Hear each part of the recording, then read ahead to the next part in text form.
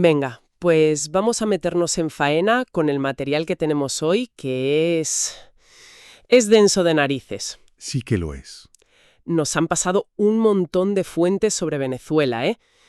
Desde análisis académicos, estudios de psicología política, hasta cronologías de prensa y un documento que es, vamos, un plan de reconstrucción nacional. Muy completo. Y el punto de partida de todo esto es una paradoja que a mí, por lo menos, me vuela la cabeza.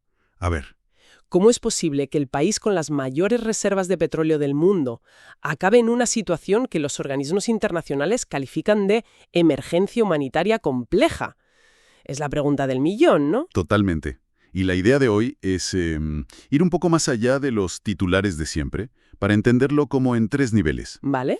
Primero, vamos a tocar la dimensión más humana, la del colapso, o sea, que se siente, cómo se vive eso en el día a día. Ajá. Segundo, intentaremos desarmar un poco la arquitectura psicológica del poder que ha sostenido esa situación durante tanto tiempo. ¿Y lo tercero? Y por último, que quizás es la parte más sorprendente, exploraremos las ideas que están surgiendo para el futuro. Perfecto. Pues empecemos por el principio, por la escala del problema.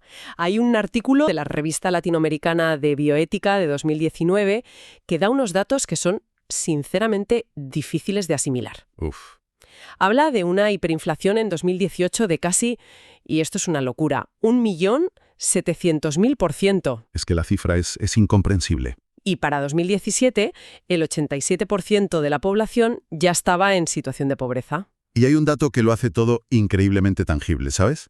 Que lo saca de la abstracción de las cifras. A ver. La fuente dice que para ese año el 64% de los venezolanos había perdido una media de 11 kilos de peso. 11 kilos. 11 kilos. No por dieta, sino por hambre. Es que es brutal. 11 kilos de media. Eso es el colapso económico grabado en el cuerpo de la gente. Y eso nos lleva a un concepto clave que aparece en otro de los estudios, de la revista de investigación psicológica, que lo llama sufrimiento psicosocial. Sufrimiento psicosocial. Sí. Y es importante entender que no hablan solo de una crisis económica. Hablan del desmoronamiento de la vida cotidiana, de la pérdida de la paz interior, de cómo el sufrimiento, deja de ser una excepción y se convierte en la norma, en el aire que se respira. Hay una parte en ese estudio que la verdad es durísima de leer. Son los testimonios de profesores universitarios. ¿Me dejas leer un par de frases porque es que hablan por sí solas? Claro, claro. Un profesor dice, textualmente, «No aguanto más, aquí no hay futuro. He llorado tanto que no puedo más. He decidido irme de Venezuela como sea». Madre mía, es la desesperanza absoluta. Y otro relata algo que parece sacado de una pesadilla. Dice, «Ya he soñado varias veces con la escasez de comida». Soñar con hambre. El estudio incluso menciona casos de profesores universitarios que se desmayan en mitad de la clase por no haber comido. Fíjate, y aquí es donde una de las fuentes, un análisis de psicología política, introduce una idea que es fundamental para entender todo lo demás. ¿Cuál? Describe lo que ha pasado en Venezuela durante estos 25 años como un gigantesco experimento social de indefensión aprendida. Indefensión aprendida. Suena a término de libro de texto. ¿Qué significa eso en la calle, para la gente de a pie? Pues mira, imagina que intentas abrir una puerta 100 veces y nunca lo consigues. Vale. A la vez, 101, aunque la puerta esté abierta de par en par, es muy probable que ni siquiera lo intentes. Has aprendido que es inútil. Entiendo. Pues a escala de un país, es una sociedad a la que han convencido, a base de fracasos y frustraciones repetidas, de que protestar, votar o luchar no sirve para nada. Es una rendición psicológica. O sea que no es solo apatía o cansancio, es algo más profundo. Es un condicionamiento. Exacto. El análisis lo llama una depresión política colectiva. La gente no se rinde porque no le importe, sino porque de algún modo ha sido entrenada para creer que cualquier esfuerzo será en vano. Es la parálisis que viene después de la lucha inútil. Justo. Es una imagen desoladora, una sociedad paralizada por esta depresión política. Y eso me lleva a la pregunta clave.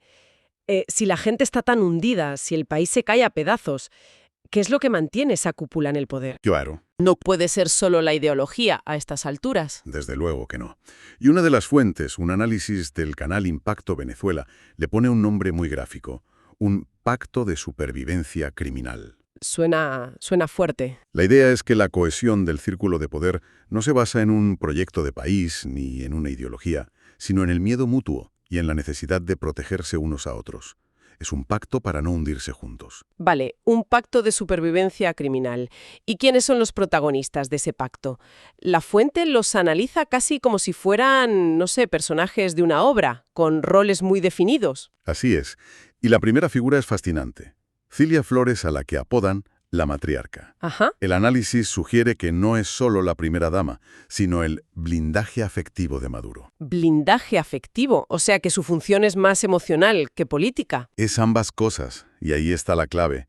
Es la que protege al clan, la que gestiona las lealtades más íntimas, la que controla quién tiene acceso real a Maduro y quién no. La fuente la posiciona como el verdadero poder en la sombra. La bisagra, vamos. La bisagra emocional y estratégica que mantiene unido el núcleo duro. Entendido. ¿Y después de la matriarca? Luego están los hermanos Rodríguez, Jorge y Delcy. El análisis los llama los ingenieros psicológicos del régimen. Los ingenieros psicológicos. Sí, y según esta fuente, su lealtad inquebrantable viene de lo que ellos perciben como una deuda histórica por la muerte de su padre. Y sus roles son complementarios. ¿En qué sentido? Jorge es el estratega frío, el arquitecto de la narrativa. El análisis dice que utiliza técnicas de psicología oscura para manipular a la opinión pública, para crear cortinas de humo. Es el cerebro. Es el cerebro. Y si Jorge es el cerebro... Delcy es el brazo ejecutor. Exactamente. La fuente la llama el martillo del régimen. Es la ejecutora ideológica, rígida, inflexible, la que no duda en aplicar la disciplina y confrontar. Entiendo. El equipo perfecto de control. Juntos, forman el eje que construye y mantiene el sistema de control mental y narrativo sobre el país. Vale, tenemos a la matriarca y a los ingenieros. ¿Quién más forma parte de ese pacto? El tercer vértice es Vladimir Padrino López, el jefe militar, al que la fuente describe como el pilar vulnerable. Y es una descripción muy acertada. ¿Por qué vulnerable? Sostiene todo el aparato militar, ¿no? Sí, pero su lealtad, según el análisis, no es ideológica. Es una lealtad comprada con privilegios, poder, acceso a negocios. Es un pilar que se mantiene en pie por interés, no por convicción. Ah, ahí reside su vulnerabilidad. Claro. ¿Y cuál es su gran debilidad? La amenaza de la justicia internacional. Las acusaciones y sanciones lo encadenan al sistema. Romper el pacto lo dejaría completamente expuesto. Claro, no puede salirse. No puede. Por eso es, a la vez, el hombre que sostiene la mesa y la pieza que podría hacerla caer si en un momento dado sus cálculos de supervivencia cambiaran. Es el mayor riesgo estructural del sistema. O sea que es un castillo de naipes basado en la desconfianza. Me imagino que nadie se fía de nadie. Fíjate que otra de las fuentes, una entrevista con el psicólogo Manuel Jorens, lo confirma. Dice que todo funciona como un sistema mafioso, donde la paranoia es la norma. Ya. Y por eso, públicamente, la palabra que más repiten todos ellos es lealtad. Claro, porque es de lo que más caecen. Justo ahí está la clave. Como dice Jorens, es una sobrecompensación. Si tienes que exigir lealtad a gritos, es porque en el fondo sabes que no la tienes. Es una buena reflexión. Hay un ejemplo que es perfecto. Una de las gorras que suele usar Diosdado Cabello.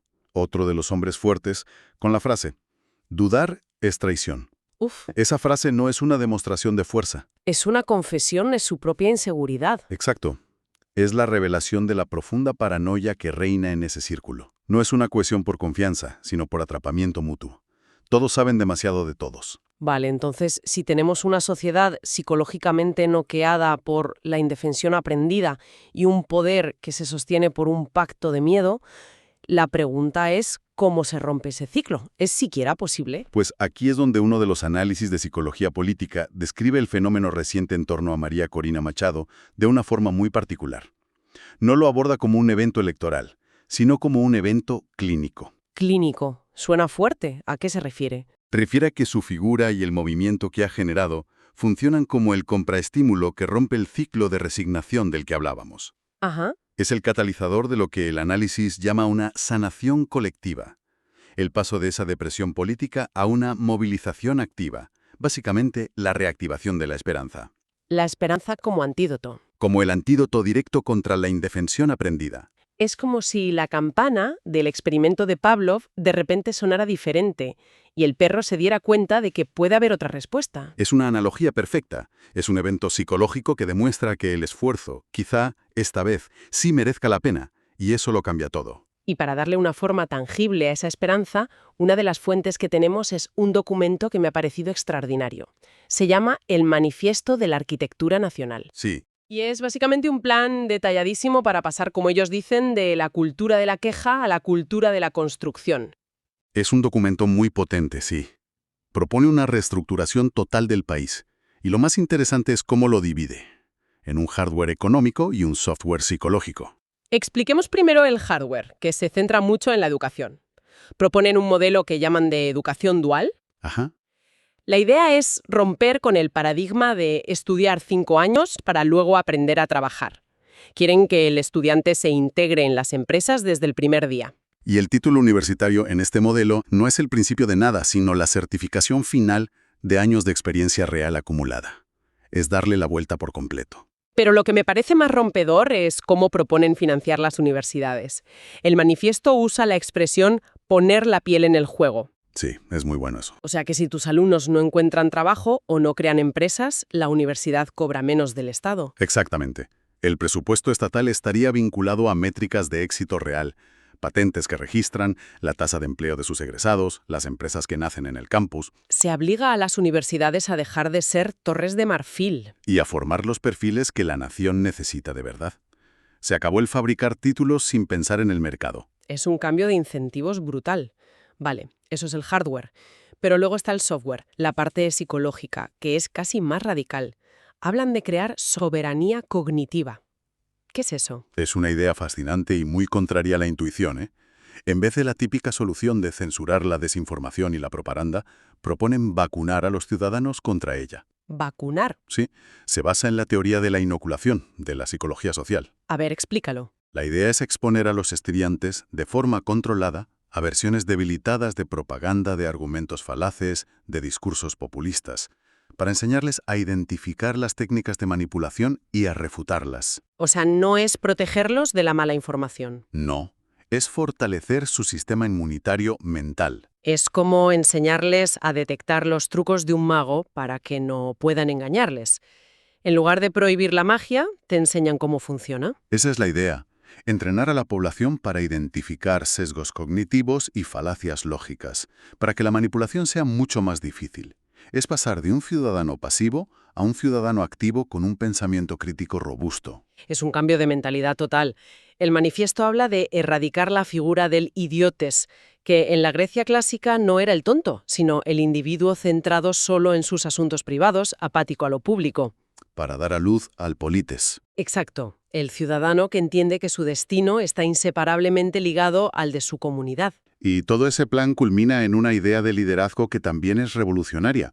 Un liderazgo que, según el manifiesto, no debe pedir fe ciega, sino que debe exigir auditoría constante por parte de los ciudadanos. Dándoles las herramientas para fiscalizar. Y para desafiar al poder.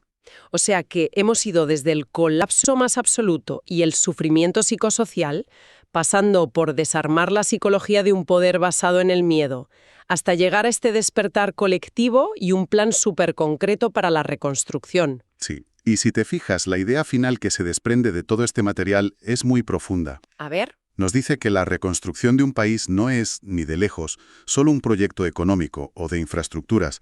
Es fundamentalmente una transición psicológica. Pasar de la indefensión aprendida a la acción constructiva. Exacto. Y quizás el verdadero desafío que plantean estas fuentes no es solo cambiar de gobierno, es algo mucho más complejo. Transformar una cultura de dependencia, ya sea del petróleo, de un caudillo salvador o de la ayuda externa.